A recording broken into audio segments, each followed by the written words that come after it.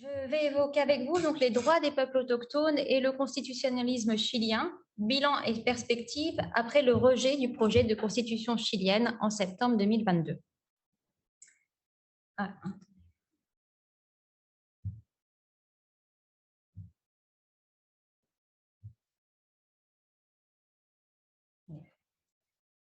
Donc, il y a tout juste un an, donc début mai 2022, la Convention constituante chilienne venait d'achever la rédaction du projet de nouvelle constitution. Ce projet, comme vous le savez, a par la suite été harmonisé pour une version définitive en juillet 2022. Nous sommes donc passés de 499 articles avec 47 articles qui concernaient les droits des peuples autochtones à 388 articles et 36 articles qui concernent les droits des peuples autochtones. Ce projet a été soumis à un plébiscite en septembre 2022, donc avec l'issue que nous connaissons. Ce processus a représenté un événement historique pour le Chili et dans ses relations avec les peuples autochtones. Il s'agissait, comme nous l'avons vu aujourd'hui, de réformer la constitution adoptée sous la dictature d'Augusto Pinochet, qui s'inscrit dans la tradition du monisme juridique et culturel du Chili et encadre le modèle économique néolibéral chilien, qui consiste à privatiser et exploiter à outrance l'ensemble des ressources naturelles et même parfois culturelles du Chili. Ce modèle est bien entendu réfractaire à la reconnaissance du droit à l'autodétermination des peuples autochtones et de droits collectifs en général.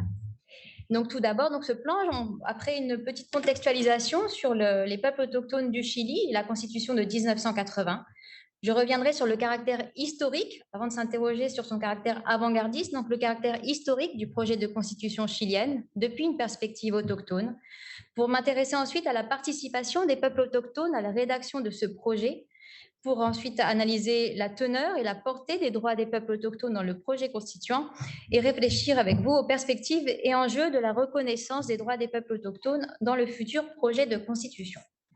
Donc, quelques éléments de contexte. Il y a aujourd'hui 10 peuples autochtones reconnus au Chili selon le critère de l'auto-identification. Ils représentent environ 12% de la population chilienne.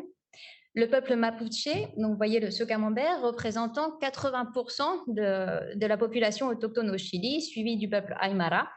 Je rappelle donc que le Tepitotenua, Rapa Nui ou l'île de Pâques a été colonisée par le Chili au début du 19e siècle et de ce fait, les Rapa Nui sont considérés comme un peuple autochtone du Chili. Et leur participation au processus à la rédaction du projet de constitution a été très importante. Nous reviendrons dessus. Donc la constitution actuelle, adoptée sous la dictature d'Augusto Pinochet, ne reconnaît aucun droit au peuple autochtone.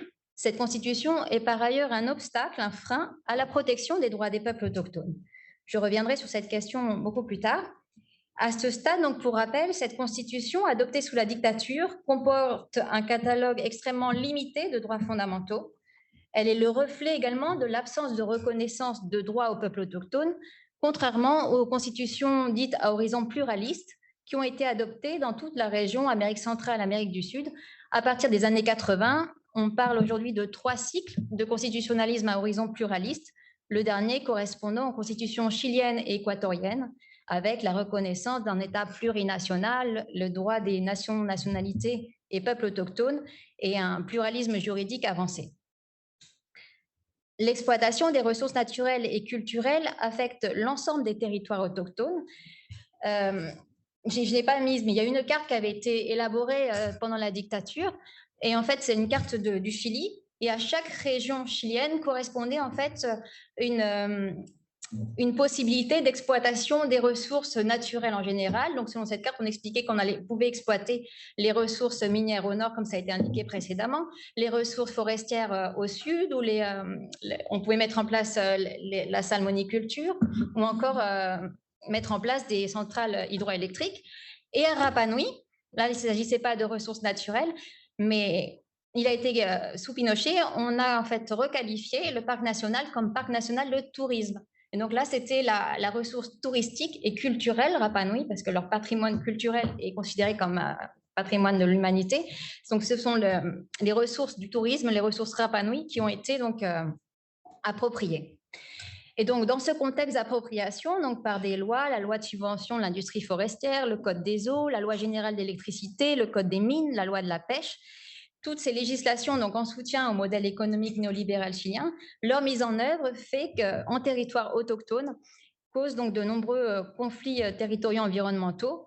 On estime, mais alors les chiffres varient parce qu'en fait, il n'y a pas de territoire autochtone au Chili. Donc, quelle territorialité autochtone est-ce qu'on considère? On reviendra dessus. Mais on estime qu'environ 32 à 40% des territoires autochtones sont affectés par l'exploitation des ressources naturelles de leur territoire sans leur consentement.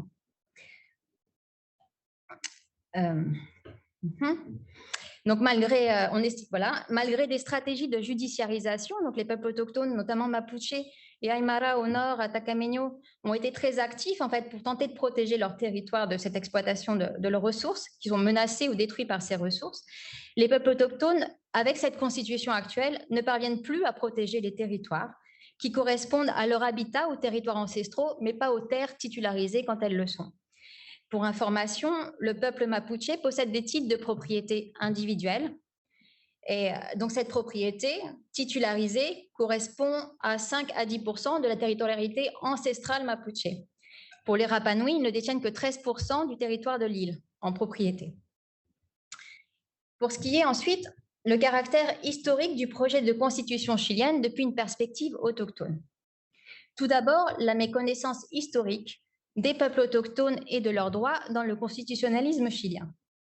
Jusqu'alors, non seulement les peuples autochtones du Chili n'avaient participé à aucun processus constitutionnel, mais aucune constitution au Chili ne reconnaissait de droits.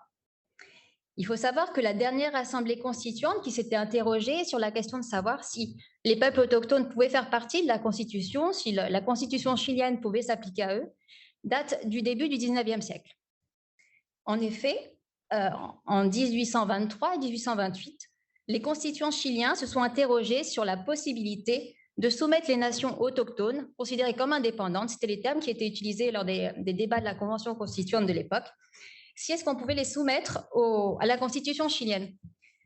En 1828, parce qu'ils étaient considérés comme indépendants en vertu des traités historiques, donc parlamentos, qui avaient été ratifiés entre la couronne d'Espagne et la nation en mapuche. Si on revient sur cette carte, il y a un fleuve qui s'appelle le fleuve Biobío, à la 8e région, à peu près vers la moitié du Chili, et les Mapuches étaient souverains au sud de ce fleuve Biobío, qui était donc la frontière intérieure du Chili. Donc les constituants se sont posé cette question, est-ce qu'on peut leur appliquer la Constitution? Et là, c'est intéressant, il y avait même un constituant qui proposait de distinguer le territoire de la nation chilienne, qui ne comprenait pas les peuples autochtones, considérés comme une nation distincte, de territoire d'une république de plusieurs nations. Donc, le territoire de la République du Chili, le territoire de la nation chilienne comprenait 8 provinces, à l'exclusion du territoire mapuche Arauco, et le territoire de la République chilienne comprenait le territoire de la nation chilienne, avec ses 8 provinces, et le territoire des Chiliens naturels, ils appellent ça les naturels, mapuche. Donc, sans l'évoquer, on parlait d'une république plurinationale à cette époque-là.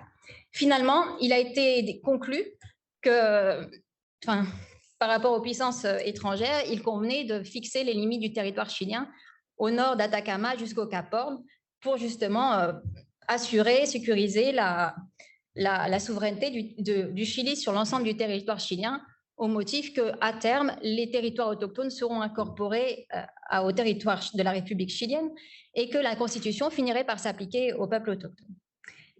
Au sein de la Constitution de 1833, vu que cette question territoriale et de la nation était fixée, il n'y a pas eu de débat sur l'application de la Constitution au peuple autochtone et pas non plus sur la reconnaissance de droits. Il faut savoir qu'en Argentine, en 1853, il y avait la mention des peuples autochtones dans la Constitution. On indiquait qu'il fallait les soumettre à la conversion au catholicisme ou alors assurer le traitement avec les nations autochtones en vertu de la politique de traité. On fait le traité, puis après, progressivement, on va les soumettre au catholicisme. Donc, il n'y avait pas de reconnaissance de ces droits. Donc, dans ce contexte-là, rappelons ensuite donc, que la reconnaissance des peuples autochtones et de leurs droits était une promesse de l'ancien président de la concertation, Patricio Aylwin, en 1989, dans le cadre de l'accord dit de Nueva Imperial, qui était conclu avec des représentants de l'ensemble des peuples autochtones du Chili. Ceux-ci s'engageaient à voter en sa faveur et lui s'engageait à ratifier la Convention 169 de l'OIT, donc une convention qui reconnaît les droits collectifs aux peuples autochtones en tant que tels, à adopter une loi qui couvre un ensemble de droits aux peuples autochtones, loi dite indigéniste, néo-indigéniste, Et également, il s'est engagé à reconnaître les droits des peuples autochtones dans la Constitution. On voit aujourd'hui encore, 43 ans après, 44 ans après, cette promesse n'est toujours pas accomplie. Donc, depuis cet accord, les projets de réforme constitutionnelle visant à reconnaître des droits aux peuples autochtones n'ont pas abouti, le dernier en date remontant à 2016-2017 sous la présidence de Michel Bachelet. Donc, dès lors, le projet de constitution qui a été rejeté était historique, car pour la première fois, il reconnaissait les peuples autochtones. Non seulement il les reconnaissait comme existants, et il leur reconnaissait aussi un ensemble de droits collectifs. Donc, il convient aussi de préciser que la Convention 169 de l'OIT a fini par être ratifiée en 2008, soit après 20 ans de débat au Parlement. L'élection ensuite de constituants autochtones, ça aussi c'est un phénomène historique de ce processus.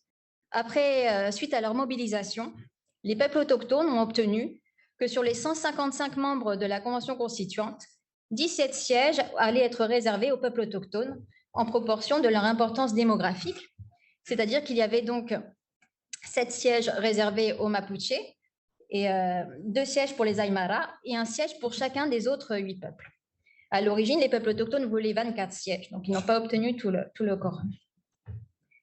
Ensuite, donc l'élection des constituants autochtones, ils ont été élus donc en mai 2021.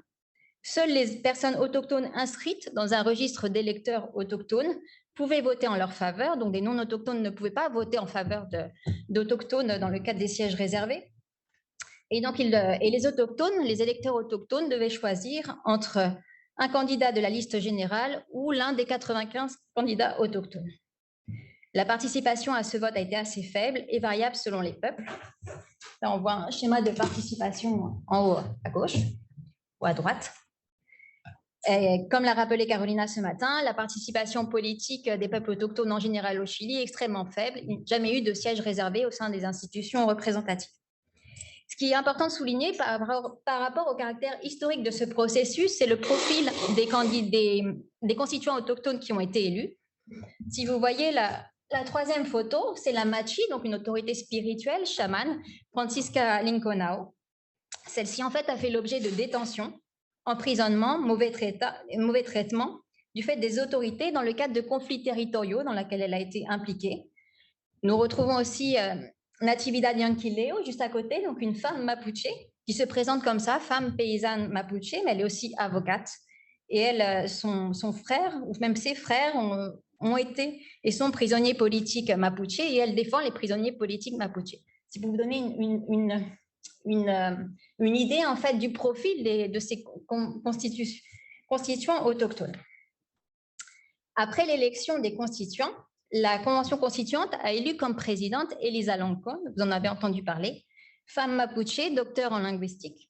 Cette dernière, donc à son investiture, quand elle a inauguré l'Assemblée constituante, a prononcé un très émouvant discours en langue mapuche. Donc c'était la première fois que les Mapuches s'exprimaient dans leur langue dans un processus historique, puis en espagnol. Cette nomination et la participation autochtone donc à la Convention constituante a donné une autre couleur, en fait, une autre personnalité, une autre philosophie, en fait, à l'inauguration de cette convention. Il faut savoir, donc, qu'il y a une déclaration publique qui a exigé la libération des prisonniers politiques mapuche, donc de la Revuelta, donc de l'Estadio social. Mais aussi, ils ont demandé l'adoption de mesures dans le cadre du dit conflit mapuche, démilitarisation des territoires mapuche, fin de la criminalisation de l'exercice des droits territoriaux, politiques et culturels. Donc cette prise de parole, ces revendications, par les Mapuches et les peuples autochtones, et ça a été considéré en fait comme si les peuples autochtones prenaient le pouvoir et en fait ne faisaient pas leur travail de constituant. Ça a déjà été très mal considéré par l'opinion publique chilienne. Pour ce qui est en concret de la participation de l'ensemble des peuples autochtones à la rédaction du projet, donc nous avons parlé des 17 sièges réservés aux peuples autochtones. Ils ont aussi élaboré un règlement de consultation et de participation autochtone pour justement que les peuples autochtones soient consultés sur les articles qu'ils souhaiteraient voir reconnus au sein de la Convention constituante, du projet de constitution. a également été mise en place. Les constitutions autochtones ont également procédé à des rencontres sur le terrain, donc dans les communautés, dans chaque région, pour recueillir les avis des populations autochtones sur le projet de constitution et recueillir leurs suggestions. Donc, en parallèle du processus de consultation qui sera par ailleurs mené plus tard. Voilà juste quelques photos représentations. Alors là, je ne juge pas la fréquence des visites de terrain qu'il y a eu, mais il y a eu des visites de terrain. Et il faut dire que le temps imparti aux constituants pour faire et leur travail à Santiago, de rédaction, de discussion, de débat, de négociation pour avoir la parole au sein des différentes commissions et sur le terrain, c'était très difficile pour eux. Ils ont mis aussi du 14 février au 4 mars 2022, soit pendant 19 jours seulement, ont été menés, et très tardivement, ça a eu lieu donc 2 mois avant que le projet de constitution soit rendu, en mai 2022, des consultations ont été menées sur le terrain auprès des peuples autochtones en application donc du règlement de consultation et de la Convention 169 de l'OIT. Et au final, donc 400 consultations ont été organisées et elles n'ont touché que 7500 personnes autochtones, ce qui est très faible. Pour information, en 2016-2017, quand la présidente Bachelet a proposé la reconnaissance des droits des peuples autochtones dans la Constitution, il y a eu, je crois, 700 consultations qui ont été menées, elles ont touché 18 000 personnes. Déjà à cette époque, le processus de consultation a été mené pendant 1 mois. Il a été jugé, estimé, apprécié. Après, il y a eu une analyse de ce processus. Les peuples autochtones étaient contents d'avoir été consultés, mais ils estimaient que c'était que le début de la consultation et qu'il fallait que ce processus s'étende sur beaucoup plus de temps parce qu'ils commençaient à peine à s'imprégner de ce langage juridique externe et à réfléchir sur quels droits leur seraient bénéfiques. Donc, autant vous dire que 19 jours, c'était vraiment trop peu en pleine pandémie et que beaucoup de personnes, en fait, les peuples autochtones dans leur localité, enfin, avec leurs propres activités, difficultés de locomotion, enfin, il y a plein de questions logistiques, de facteurs qui rentrent en compte et d'informations, n'ont pas pu se déplacer pour le processus de consultation. Donc ça, c'était pour avoir une idée de la participation des peuples autochtones, sachant qu'aussi les peuples autochtones, les constituants autochtones étaient répartis dans les différentes commissions de la Convention constituante et aussi dans la commission droits des peuples autochtones et plurinationalité. Alors, sur les 388 articles, 36 mentionnent les peuples autochtones. Je dirais, en accord avec, en écoutant les deux interventions précédentes, que l'ensemble du projet de constitution a été rédigé en cohérence avec la reconnaissance des droits des peuples autochtones. C'est-à-dire que la constitution écologique ou la philosophie des communs servent la cause autochtone, permettent en fait une compréhension, un dialogue entre des philosophies de droit qui correspondent à celles des juridicités autochtones. Quand on parle de droits des peuples autochtones dans la Constitution, on peut distinguer en fait les articles qui correspondaient aux caractéristiques de l'État et qui se réfèrent aux relations entre l'État chilien et les peuples et nations préexistantes autochtones, de ceux qui énoncent les droits des peuples autochtones, et des articles, du catalogue d'articles qui a été établi par la Commission Peuples autochtones et plurinationalité, qui a été soumise au processus de consultation et qui devait apparaître normalement dans le projet de constitution finale. Et ces articles-là, ce catalogue-là, on verra, il a été rejeté en fait en assemblée plénière, de sorte que tous les articles consultés auprès des peuples autochtones ne se retrouvent pas dans le projet. Donc les caractéristiques et principes de l'État, je vais juste les lire. Un État régional, plurinational, plurilingue, écologique, interculturel. Donc je lis tout ce qui concernerait la relation avec les peuples autochtones. On reconnaît 10 peuples autochtones et nations autochtones préexistantes à l'État. C'est historique. Déjà, reconnaître les peuples autochtones dans une constitution, c'est une nouveauté. Dans la loi, il a fallu attendre 2008 pour que ça se fasse. Et là, on parle de la préexistence à l'État. Jusqu'alors, on ne voulait pas reconnaître ça. Ensuite, on parle d'autonomie territoriale autochtone. Et ça, je veux bien qu'on en discute dans l'espace de discussion, mais je ne pense pas que ce soit avant-gardiste. Ça pourrait sembler avant-gardiste pour le Chili, mais vu comment les peuples autochtones ont pu s'approprier du modèle de communauté autochtone qui n'était pas le leur, je pense qu'ils pourraient de la même façon s'approprier du concept d'autonomie territoriale autochtone qui ne correspondrait pas à leurs propres institutions d'autonomie, mais pourrait leur servir à avoir une assise territoriale. Et comme on l'a dit, un projet de constitution d'État qui respecte le buen vivir et le pluralisme juridique et reconnaît l'interdépendance entre les êtres humains et la nature. On parle aussi, ça c'est très important, de pays océaniques avec un méritoire, maritorio. un pays océanique avec une mer territoire. Ensuite, concernant les droits des peuples autochtones, j'ai souligné ce qui était novateur. Ils sont titulaires de droits collectifs fondamentaux. Ils ont le droit d'exercer leurs droits collectifs et individuels en vertu de leur droit à l'autodétermination et l'autonomie. C'est très fort. Sont mises en place des entités territoriales autonomes. Ensuite, cet article 34 vient décliner de façon très générale, donc ouverte à tout, à être limitée ou à être justement mise en œuvre de façon ample, le droit à l'autonomie, à l'autogouvernement. Il reconnaît aussi le projet, et là c'est très fort aussi pour le Chili, le pluralisme juridique. Le Conseil constitutionnel avait indiqué que certains articles de la Convention 169 de l'OIT étaient contraires à l'ancienne Constitution parce qu'il y avait une grande réticence à reconnaître les systèmes juridiques autochtones. Là, le projet reconnaît le pluralisme juridique et les systèmes juridiques autochtones. Les peuples autochtones ont insisté sur leur droit d'être consultés, mais de donner aussi leur consentement. Les sièges réservés sont une grande nouveauté. La limite de cette reconnaissance concerne les droits aux terres, territoires et ressources. Comme vous le voyez, on ne spécifie pas au sein du projet s'il s'agit de droits de propriété, d'usage, de possession. C'est sur le modèle de la Déclaration des Nations Unies sur les droits des peuples autochtones, on reconnaît leurs droits aux terres, territoires et ressources, sans préciser naturel, comme le dit Alexis Lequigno. Et on reconnaît aussi le droit des peuples autochtones à l'utilisation traditionnelle des eaux, eux, pour des questions de sécurité juridique, ils voulaient une reconnaissance d'un droit de propriété. Et enfin, reconnaissance, grande nouveauté, des droits culturels du peuple tribal afro-descendant chilien. Le catalogue des droits qui n'a pas été adopté. Donc là, c'est le catalogue de droits qui a été discuté dans ce processus de participation autochtone, consulta, où il y a eu que 7500 autochtones consultés.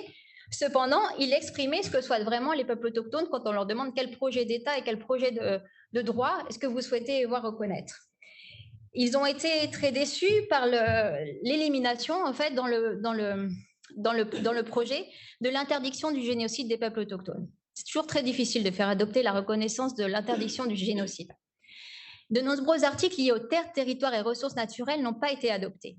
L'interdiction de déplacement forcé sans leur consentement était fondamentale, leur consentement conforme à leur propre juridicité. Ils demandaient également qu'ils aient le droit de retour sur les conditions qui ont motivé le déplacement ont cessé. Ils demandaient la reconnaissance de droits de propriété aux terres et territoires autochtones. Et pour ce qui est des communs, et là aussi c'est très intéressant, dans le cas de communs, ils demandent d'avoir toujours un droit de regard, un droit de possession à l'usage, au contrôle et au développement des territoires, des ressources et des biens naturels communs. Pourquoi? Parce qu'eux, ils ont déjà noué un lien particulier, ce sont des territoires dont ils ont été dépossédés. Ils ont aussi une autre compréhension, en fait, des communs et de la biodiversité visible et invisible qui les entoure, se référant aussi donc aux entités spirituelles. Et donc, protéger l'environnement et le commun, c'est prendre en compte leur cosmovision. Donc, il faut qu'ils aient un droit de regard, un droit de participation et de possession sur ces communs. Ils demandent la restitution des terres et nouveauté, ils demandaient la création d'un tribunal de restitution plurinational, paritaire et autonome, peut-être qu'ils sont inspirés du tribunal de Waitangi. Et aussi, le méritoire tel qu'il était exprimé dans le projet de constitution ne leur convient pas parce qu'ils souhaiteraient que le maritorio, méritoire, soit reconnu dans le respect de leur propre juridicité, donc de leur propre relation à l'environnement mer. Ils demandaient aussi la reconnaissance des traités historiques. Pourquoi ce catalogue a été rejeté? D'une part, à l'Assemblée plénière, il a été estimé, comme la consultation est intervenue tardivement, les autres commissions, en fait, avaient déjà adopté, voté sur des articles similaires, mais pas identiques. On voit qu'on reconnaît le maritorio, mais pas en lien avec la cosmovision autochtone. Et plein d'articles comme ça, on dit oui, bah ça, on mentionne ce concept-là, mais en fait, ce n'était pas équivalent à ce que voulaient les peuples autochtones et ce qui était formulé au sein de la consulta. Donc, un seul article a finalement été reconnu dans ce catalogue. Il est intéressant, c'est le droit à l'identité et à l'identité culturelle des peuples autochtones. Mais le droit à l'identité culturelle des peuples autochtones, selon l'interprétation de la Cour interaméricaine des droits de l'homme, c'est en fait le droit au territoire, à la vie, à la culture. Donc, intégrité culturelle, c'était pas mal finalement. Alors, très important, je vous parlais de Rapa Nui. Pourquoi les Rapa Nui ont spécialement participé à la Constitution, étaient très actifs et ont voté en faveur du projet de Constitution?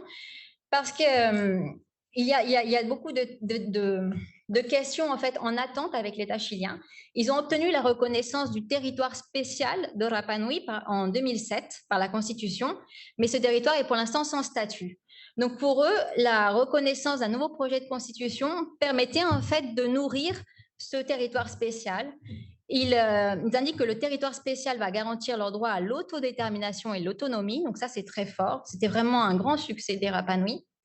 Ils demandent que soit assuré leur développement et leur protection en vertu de l'accord de volonté. J'en ai pas parlé, mais c'est le traité historique en vertu duquel, en fait, selon la version en espagnol, les Rapa Nui auraient cédé leur souveraineté au Chili.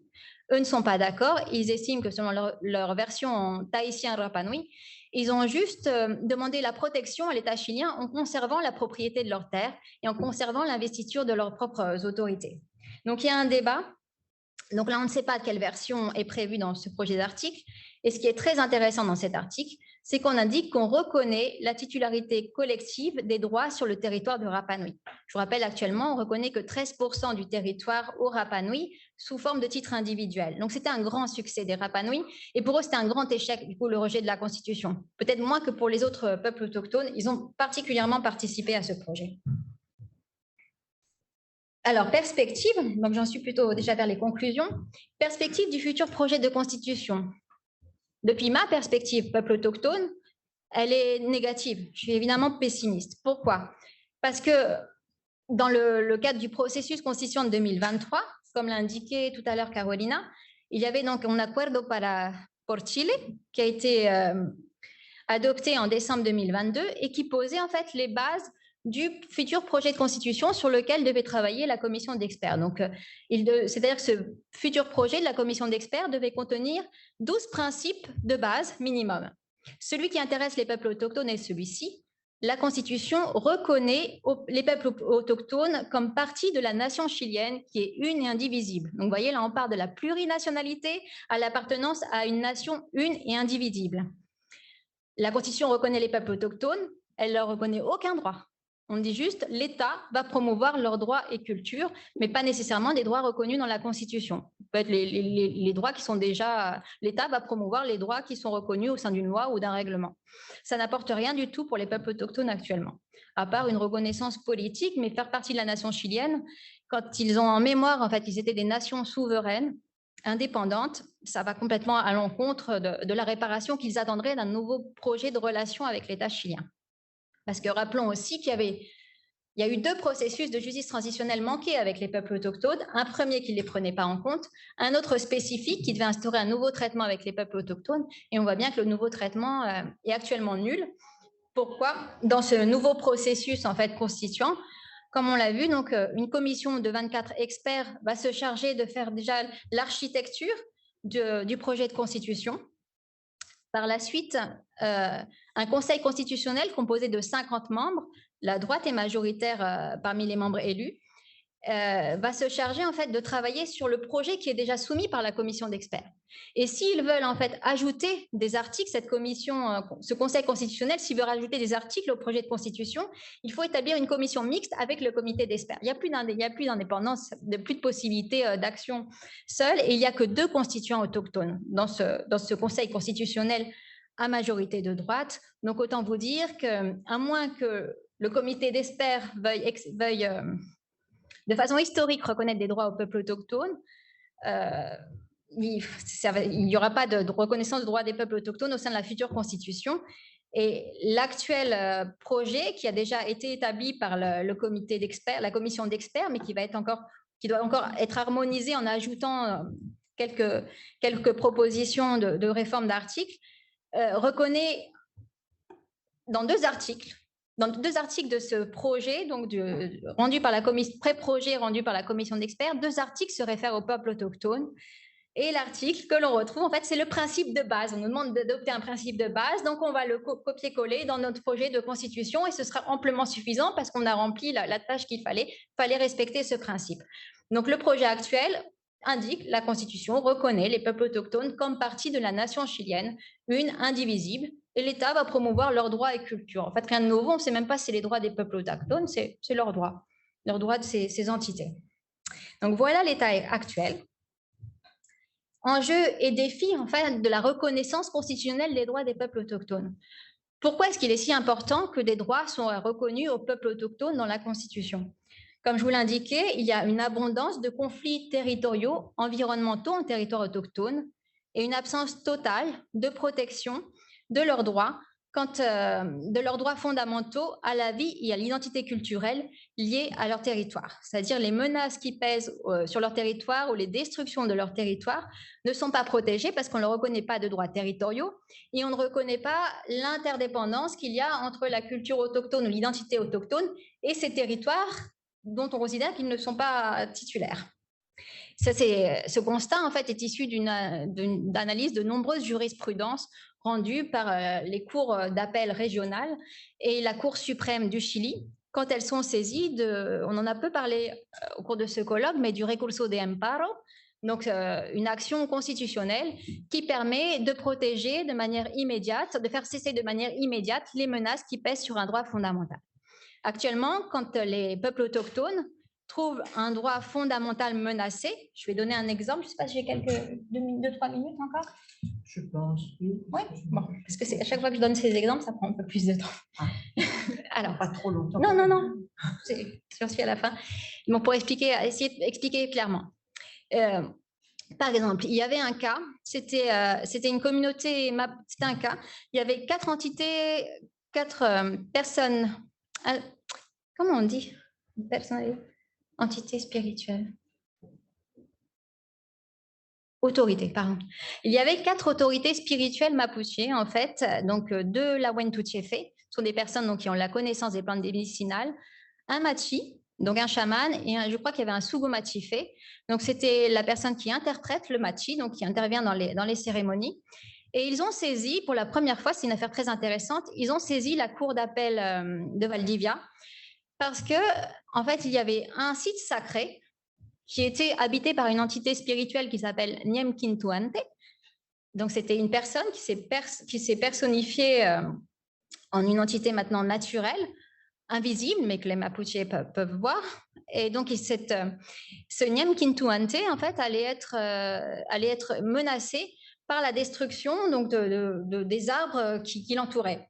Et pour les Mapuches, ils ont expliqué avec une expertise anthropologique qu'au sein de cet espace, en fait, cet espace assurait la santé de la communauté, d'une des machis qui avait intenté le recours en justice, parce qu'en fait, elle avait pris son pouvoir avait pu s'exprimer et être revitalisé par la force du Ñemquintuante. Il y avait une rétroalimentation avec ce Ñem, et à chaque fois que cette machi va faire une cérémonie importante, donc pour la santé de sa communauté, elle se rend auprès du Ñemquintuante et elle fait des offrandes, des chants, enfin, il y a un échange avec cette entité spirituelle.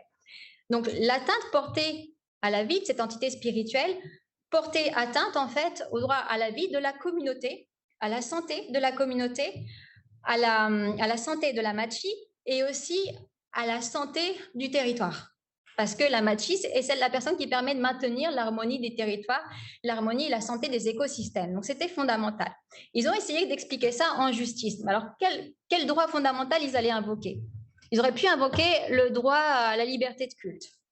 Mais en général, c'était le droit à la liberté religieuse. Leur droit de pratiquer leur propre religion a été peu utilisé par les populations autochtones quand il s'agissait de protéger leur territoire, parce qu'ils savaient très bien qu'ils avaient face à eux des juges ou des avocats qui les défendaient, qui ne maîtrisaient pas trop cette relation spirituelle avec une entité invisible. On ne parle pas d'église, on parle de la relation spirituelle au territoire. Ils préféraient invoquer une violation du droit de vivre dans un environnement non contaminé. Donc les recours de protection, on peut dire, le droit à un environnement, le droit de vivre dans un environnement non pollué est menacé. Donc, j'intente une action, un recours sur des protections pour que cette violation soit stoppée et qu'on ne porte pas atteinte à ce droit. En appel, en fait, la Cour d'appel a protégé l'espace du Ñemquintuante en sachant que ce territoire-là n'appartenait pas à la propriété de la communauté. C'était un tiers particulier qui détenait la propriété de cet espace. Mais la Cour a considéré qu'il y avait violation du droit de vivre dans un environnement non pollué et aussi de la liberté de culte. Donc, c'est une décision très intéressante Et dans cette décision, elle a même repris une partie de l'expertise anthropologique qui se référait à ce Ñemquin Toante et à la loi cosmique Mapuche Anmapu qui explique cette relation avec les différentes entités visibles et invisibles. Mais ça, c'est exceptionnel. Et à Santiago, donc il y a eu un recours, évidemment, on n'allait pas laisser les Mapuches accéder comme ça à leur site spirituel alors qu'il s'agissait d'une propriété privée. Donc il y a eu un recours fait contre cette décision et la Cour de Santiago a indiqué ah non, en l'espèce, le droit de propriété prime, donc du tiers non autochtone va primer sur le droit à la liberté spirituelle ou le droit de vivre dans un environnement non contaminé des Mapuches. Parce que dans quelle mesure est-ce que leur territoire va être contaminé si ce n'est même pas leur territoire? Voilà, et c'est ce qui se passe en général au Chili actuellement. Je ne vais pas le développer. Il y a eu une stratégie juridique qui était de revendiquer le droit à la consultation et au consentement, en disant on n'a pas été consulté pour ce méga projet, donc du coup, ce méga projet doit être suspendu. Mais je ne vais pas expliquer dans les détails, mais depuis l'adoption d'une loi de la consultation, cette stratégie ne marche plus.